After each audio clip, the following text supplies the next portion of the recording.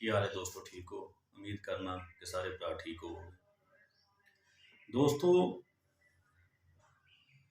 ਬੰਦਾ ਜਿਹੜੀ ਨਸਲ, ਜਿਹੜੀ ਚੀਜ਼ ਉਹਦਾ ਪਿੱਛੋਂ ਆਬਾ ਇਜਾਦ ਕਰਦੇ ਆ ਰਹੇ ਹੁੰਦੇ ਨੇ ਨਾ, ਉਸ ਬੰਦੇ ਦੇ ਉੱਤੇ ਉਹਨਾਂ ਚੀਜ਼ਾਂ ਦਾ ਅਸਰ ਬਹੁਤ ਜ਼ਿਆਦਾ ਹੁੰਦਾ। ਕੋਈ ਵੀ ਬੰਦਾ ਕਮੀ ਨਹੀਂ ਜੇ ਹੁੰਦਾ। ਲਫ਼ਜ਼ ਕਮੀ ਹੈ, ਇਹ ਮੇਰੇ ਵਿੱਚ ਵੀ ਕਮੀਆਂ ਹੋ ਸਕਦੀਆਂ ਨੇ, ਇਹ ਤੁਹਾਡੇ ਵਿੱਚ ਵੀ ਕਮੀਆਂ ਹੋ ਸਕਦੀਆਂ ਨੇ। ਹਰ ਬੰਦਾ ਆਪਣੇ ਕੰਮ ਦਾ ਕਮੀ ਹੈ। ਮੈਂ ਜਿਹੜਾ ਕੰਮ ਕਰਨਾ, ਮੈਂ ਆਪਣੇ ਕੰਮ ਦਾ ਕਮੀ ਆ। ਦੂਸਰਾ ਭਾਈ ਕੋਈ ਜਿਹੜਾ ਕੰਮ ਕਰਦਾ ਉਹਦਾ ਕਮੀ ਹੈ। ਲੇਕਿਨ ਲਫ਼ਜ਼ ਹੈ ਕਮੀ, ਅਸੀਂ ਗੱਲ ਤੋਰ ਦਿੰਦੇ ਹਾਂ ਕਮੀਆਂ ਵੱਲ। ਇੱਕ ਚੀਜ਼ ਦਾ ਤੇ ਖਿਆਲ ਕਰੋ ਕਿ ਇਹ ਜਿਹੜੀਆਂ ਦੋ ਤਿੰਨ ਗੱਲਾਂ ਅਸੀਂ ਦੋ ਤਿੰਨ ਕੌਮਾਂ ਅੱਗੇ ਬਣਾ ਚੜਾ ਕੇ ਪੇਸ਼ ਕੀਤੀਆਂ ਨਾ, ਬੜੀਆਂ ਕੌਮਾਂ ਨੇ, ਇਹ ਇਸ ਚੀਜ਼ ਪ੍ਰਾਊਡ ਫੀਲ ਨਾ ਕਰਿਆ ਕਰੋ। ਕਿਉਂਕਿ ਜਦੋਂ ਆਖਰੀ ਜ਼ਮਾਨ ਨਬੀ ਨੇ ਗੱਲ ਕਹਿ ਦਿੱਤੀ ਹੈ ਨਾ, ਖੁਤਬਾ ਹਿੱਜਤੁਲ ਵਦਾਤ ਵਿੱਚ ਨਬੀ ਪਾਕ ਸੱਲੱਲਾਹੁ ਅਲੈहि ਵਸੱਲਮ ਦੀ ਜ਼ਾਤ ਨੇ ਫਰਮਾਇਆ ਸੀ ਕਿ ਕਿਸੇ ਅਜਮੀ ਨੂੰ ਅਰਬੀ ਤੇ, ਕਿਸੇ ਅਰਬੀ ਨੂੰ ਅਜਮੀ ਤੇ ਕਿਸੇ ਗੋਰੇ ਨੂੰ ਕਾਲੇ ਤੇ ਕਿਸੇ ਕਾਲੇ ਨੂੰ ਗੋਰੇ ਤੇ ਕੋਈ ਫੌਕੀਅਤ ਹਾਸਲ ਨਹੀਂ। ਅਗਰ ਫੌਕੀਅਤ ਹੈ ਤੇ ਸਿਰਫ ਉਹ ਤਕਵੇ ਦੀ ਬੁਨਿਆਦ ਤੇ। ਅਗਰ ਤੇ ਤੁਹਾਨੂੰ ਇਹ ਗੱਲ ਯਾਦ ਹੈ ਤੇ ਫਿਰ ਇਹ ਜ਼ਾਤ ਪਾਤ ਤੇ ਗੱਲਾਂ ਨਾ ਕਰਿਆ ਕਰੋ ਇੰਨੀਆਂ, ਤੇ ਵੱਧ ਚੜ੍ਹ ਕੇ ਮੇਰੇ ਭਰਾ ਗੱਲਾਂ ਨਾ ਕਰਿਆ ਕਰੋ। ਲੇਕਿਨ ਫ਼ਰਕ ਜ਼ਰੂਰ ਹੁੰਦਾ। ਫ਼ਰਕ ਹੁੰਦਾ ਕਿ ਜਿਹੜੇ ਮੇਰੇ ਅੱਬਾ ਜੀ ਕੰਮ ਕਰਦੇ ਆਏ ਨੇ, ਦਾਦਾ ਜੀ ਕੰਮ ਕਰਦੇ ਆਏ ਨੇ, ਮੇਰੇ ਪੜਦਾਦਾ ਜੀ ਕੰਮ ਕਰਦੇ ਆਏ ਨੇ, ਉਹਨਾਂ ਦੇ ਵਾਲਦ ਸਾਹਿਬ ਕਰਦੇ, ਉਹਨਾਂ ਦੇ ਵਾਲਦ ਸਾਹਿਬ ਕਰਦੇ ਆਏ, ਉਹਨਾਂ ਚੀਜ਼ਾਂ ਦਾ ਮੇਰੀ ਜ਼ਾਤ 'ਤੇ ਅਸਰ ਬਹੁਤ ਪੈਣਾ। ਇਸੇ ਤਰੀਕੇ ਜਿਹੜੇ ਦੂਸਰੇ ਭਰਾ ਹੁੰਦੇ ਨੇ, ਲੇਕਿਨ ਕਿਸੇ ਬੰਦੇ ਨੂੰ ਉਹਦੇ ਪੇਸ਼ੇ ਤੋਂ, ਉਹਦੇ ਹਕਾਰਤ ਦੀ ਨਜ਼ਰ ਨਾਲ ਨਾ ਵੇਖਿਆ ਕਰੋ। ਸੁਲਤਾਨ ਮਹਿਮੂਦ ਗਜ਼ਨਵੀ ਦੇ ਦੌਰ ਦੀ ਗੱਲ ਹੈ ਕਿ ਸੁਲਤਾਨ ਸਾਹਿਬ ਦਾ ਇੱਕ ਨੌਕਰ ਹੁੰਦਾ ਸੀ, ਅਯਾਜ਼ ਸੀ ਜਿਹਦਾ ਨਾਮ। ਇਹ ਤੁਸੀਂ ਅਕਸਰ ਪੜ੍ਹਦੇ ਹੁੰਦੇ ਹੋ ਕਿ ਇੱਕ ਹੀ ਸਾਫ में खड़े हो गए महमूदो अयाज, ना कोई बंदा रहा ना बंदा नवाज। ਅਯਾਜ਼ ਦੀ ਵਫਾਦਾਰੀ ਜਿਹੜੀ ਸੀ ਬਹੁਤ ਜ਼ਿਆਦਾ ਸੀ। ਸੁਲਤਾਨ ਮਹਿਮੂਦ ਗਜ਼ਨਵੀ ਦੇ ਕੋਲ ਇੱਕ ਬੰਦਾ ਆਇਆ, ਦਰਬਾਰ ਲੱਗਿਆ। ਸੁਲਤਾਨ ਨੇ ਪੁੱਛਿਆ ਕਿ ਜੀ ਮੈਨੂੰ ਕੋਈ ਬੰਦਾ ਐਸਾ ਹੈ ਜਿਹੜਾ ਹਜ਼ਰਤ ਖਿਜ਼ਰ अलैहिस्सलाम ਦੀ ਜ਼ਿਆਰਤ ਕਰਵਾ ਦੇਵੇ ਜਾਂ ਉਹਨਾਂ ਦੇ ਨਾਲ ਮਿਲਵਾ ਦੇਵੇ। ਇੱਕ ਬੰਦਾ ਉੱਠਿਆ, ਬੰਦਾ ਬੜਾ ਮਾੜਾ ਸੀ। ਉਹਨੇ ਕਿਹਾ ਕਿ ਸੁਲਤਾਨ ਮੈਂ ਤੁਹਾਡੀ ਮੁਲਾਕਾਤ ਕਰਾ ਦਾਂਗਾ, ਲੇਕਿਨ ਉਹਦੇ ਵਾਸਤੇ 6 ਮਹੀਨੇ ਦਾ ਟਾਈਮ ਹੈ, ਚਿੱਲਾ ਕੱਟਣਾ ਪੈਣਾ। ਸੁਲਤਾਨ ਕਿਹਾ ਕਿ ਠੀਕ ਹੈ, ਤੂੰ ਚਿੱਲਾ ਕੱਟ ਲੈ। ਉਹਨਾਂ ਨੇ ਕਿਹਾ ਜੀ ਕਿ ਮੈਂ ਗਰੀਬ ਬਹੁਤ ਹਾਂ, ਮੇਰੇ ਘਰ ਦੇ ਵਿੱਚ ਦਾਣਾ ਪਾਣੀ ਕੋਈ ਨਹੀਂ। ਸੁਲਤਾਨ ਫਰਮਾਇਆ ਕਿ ਇਹਨਾਂ ਦੇ ਘਰ ਦੇ ਵਿੱਚ 6 ਮਹੀਨਿਆਂ ਦਾ ਰਾਸ਼ਨ ਪਹੁੰਚਾ ਦਿਓ। ਰਾਸ਼ਨ ਉਹਨਾਂ ਦੇ ਘਰ 6 ਮਹੀਨੇ ਦਾ ਚਲਾ ਗਿਆ। ਬਾਬਾ ਜੀ ਦਰਿਆ 'ਤੇ ਚਲੇ ਗਏ। ਬਾਬਾ ਜੀ ਪਤਾ ਨਹੀਂ ਪੜ੍ਹਦੇ ਸਨ ਕਿ ਨਹੀਂ ਸਨ ਪੜ੍ਹਦੇ, ਕੀ ਆਉਂਦੇ ਸਨ ਕੀ ਨਹੀਂ ਸਨ ਆਉਂਦੇ। ਬਾਬਾ ਜੀ 6 ਮਹੀਨਿਆਂ ਬਾਅਦ ਜਦੋਂ ਵਾਪਸ ਸੁਲਤਾਨ ਸਾਹਿਬ ਕੋਲ, ਸੁਲਤਾਨ ਮਹਿਮੂਦ ਗਜ਼ਨਵੀ ਸਾਹਿਬ ਕੋਲ ਪੇਸ਼ ਕੀਤੇ ਗਏ ਤੇ ਬਾਬਾ ਜੀ ਨੇ ਕਿਹਾ ਜੀ ਮੈਂ ਤਾਂ ਸਬਕ ਭੁੱਲ ਗਿਆ ਸੀ। ਉਹ ਮੈਨੂੰ ਤਾਂ ਸਬਕ ਹੀ ਭੁੱਲ ਗਿਆ ਸੀ ਜਿਹੜਾ ਮੈਂ ਪੜ੍ਹ ਕੇ ਤੇ ਬਾਬਾ ਖਿਜ਼ਰ अलैहिस्सलाम ਨੂੰ ਲਿਆਉਣਾ ਸੀ। ਸੁਲਤਾਨ ਕਿਹਾ ਹੁਣ? ਉਹਨੇ ਕਿਹਾ 6 ਮਹੀਨੇ ਹੋਰ ਲੱਗਣਗੇ। ਸੁਲਤਾਨ ਸਾਹਿਬ ਕਿਹਾ 6 ਮਹੀਨੇ ਚੱਲ। ਫਿਰ 6 ਮਹੀਨੇ ਚਲਾ ਗਏ। ਜਦੋਂ 6 ਮਹੀਨੇ ਫਿਰ ਦੁਬਾਰਾ ਜਾਂਦਾ ਨਾ, ਤੇ 6 ਮਹੀਨਿਆਂ ਬਾਅਦ ਵਾਪਸ ਆਉਂਦਾ ਕਿ ਸੁਲਤਾਨ ਨੇ ਕਿਹਾ ਕਿ ਹਾਂਜੀ। ਉਹਨਾਂ ਨੇ ਕਿਹਾ ਜੀ ਕਿ ਬਾਬੇ ਉਹ ਗੱਲ ਲੈਣ ਜੇ ਆਪਾਂ ਕਿਤੇ ਖਿਜ਼ਰ अलैहिस्सलाम ਨੂੰ ਮਿਲਾ ਸਕਦੇ ਸਾਂ ਤੁਹਾਨੂੰ। ਆਪਾਂ ਨੂੰ ਤਾਂ ਇਹ ਸੀ ਕਿ ਘਰ 'ਚ ਗੁਰਬਤ ਬਹੁਤ ਹੈ ਤੇ ਬਾਦਸ਼ਾਹ ਸਲਾਮਤ ਸਮਾਨ ਦੇਣਗੇ ਤੇ ਘਰ ਚੱਲ ਜਾਏਗਾ। ਅੱਲਾ ਵਾਲਿਓ, ਆਪਣਾ ਸਾਲ ਤੁਸੀਂ ਘਰ ਚਲਾ ਦਿੱਤਾ ਹੈ, ਤੁਹਾਡੀ ਬੜੀ ਮਿਹਰਬਾਨੀ। ਹੋਰ ਜਨਾਬ ਜਿਹੜੀ ਸਜ਼ਾ ਤਜਵੀਜ਼ ਕਰਨਗੇ ਅਸੀਂ ਚੱਲਣ ਨੂੰ ਤਿਆਰ। ਸਾਡੇ ਘਰ ਸਾਲ ਰਾਸ਼ਨ ਤੁਸੀਂ ਪਹੁੰਚਾ ਦਿੱਤਾ, ਤੁਹਾਡੀ ਬੜੀ ਮਿਹਰਬਾਨੀ।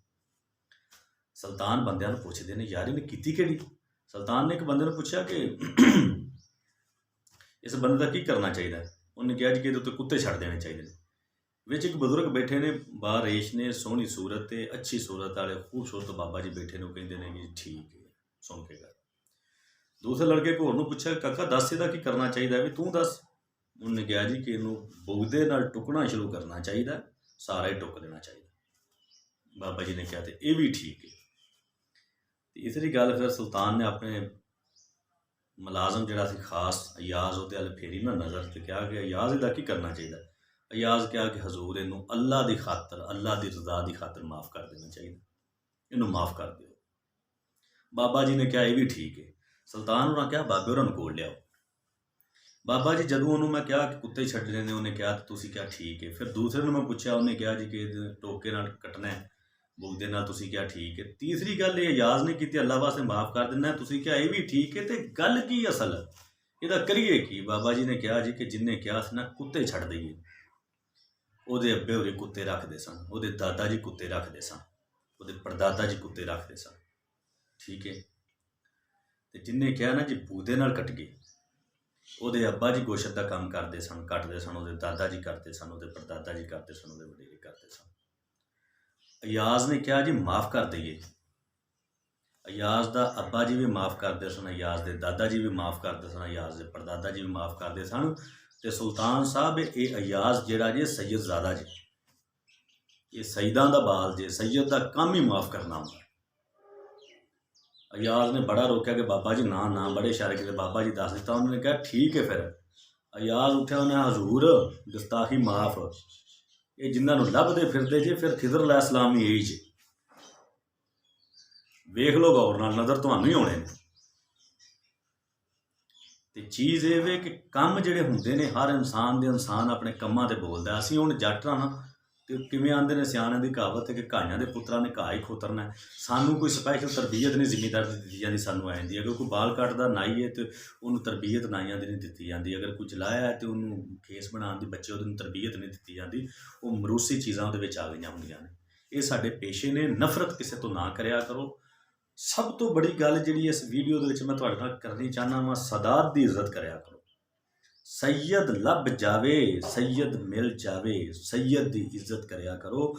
ਸਈਦਾਂ ਦੇ ਘਰ ਦੇ ਵਿੱਚੋਂ ਸਾਰਾ ਕੁਝ ਮਿਲਿਆ ਜੇ, ਪਾਇੰਤਨ ਪਾਕ ਦੇ ਘਰਾਣੇ ਦੇ ਨਾਲ ਜੁੜ ਕੇ ਰਿਹਾ ਜੇ। ਇੱਕ ਗੱਲ ਮੈਂ ਤੁਹਾਨੂੰ ਕਹਿਣਾ ਵਾਂ, ਮੈਂ ਕਸਮ ਚੁੱਕ ਕੇ ਗੱਲ ਕਰਨਾ ਵਾਂ, ਠੀਕ ਹੈ, ਕਿ ਤੁਸੀਂ ਸਈਦਾਂ ਦੇ ਸਾਦਾਤ ਨੂੰ ਇੰਜ ਕਰਕੇ ਕਾਬੂ ਕਰ ਲਓ, ਕਿਸੇ ਸੈਯਦ ਦੇ ਲੜ ਲੱਗ ਜਾਓ। ਇਹ ਸੈਯਦ ਤੁਹਾਨੂੰ ਦੁਨੀਆ 'ਚ ਵੀ ਤੇ ਆਖਰਤ ਦੇ ਵਿੱਚ ਵੀ ਰੰਗ ਦੇਣਗੇ। ਪੰਜਤਨ ਪਾਕ ਤੋਂ ਦੂਰ ਨਾ ਹੋਇਆ। ਕੋਈ ਕੁਛ ਵੀ ਕਹਿੰਦਾ ਰਹੇ, ਕੋਈ ਵੀ ਗੱਲ ਹੈ, ਪੰਜਤਨ ਪਾਕ ਦਾ ਘਰਾਣਾ ਐਸਾ ਜੇ, ਜਿਹੜੀ ਇਹਨਾਂ ਦੀ ਨਸਲ ਜੇ, ਕਿਤੇ ਵੀ ਤੁਹਾਨੂੰ ਮਿਲ ਜਾਵੇ, ਠੀਕ ਹੈ ਨਾ। ਤੇ ਉੱਥੇ ਫਿਰ ਉਹਨਾਂ ਦੀਆਂ ਤਫਤੀਸ਼ਾਂ ਨਾ ਕਰਿਆ ਕਰੋ, ਉਹਨਾਂ ਦੀ ਇੱਜ਼ਤ ਕਰਿਆ ਕਰੋ, ਉਹਨਾਂ ਦੀ ਰਿਸਪੈਕਟ ਕਰਿਆ ਕਰੋ।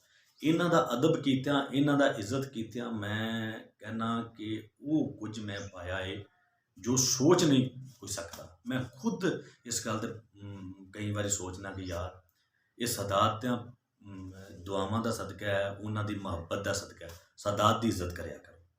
ਬੜੀ ਮਿਹਰਬਾਨੀ। ਤੁਹਾਡਾ ਭਾਈ, ਤੁਹਾਡਾ ਭਰਾ ਅਸਗਰ ਅਲੀ ਵਰਿਆ।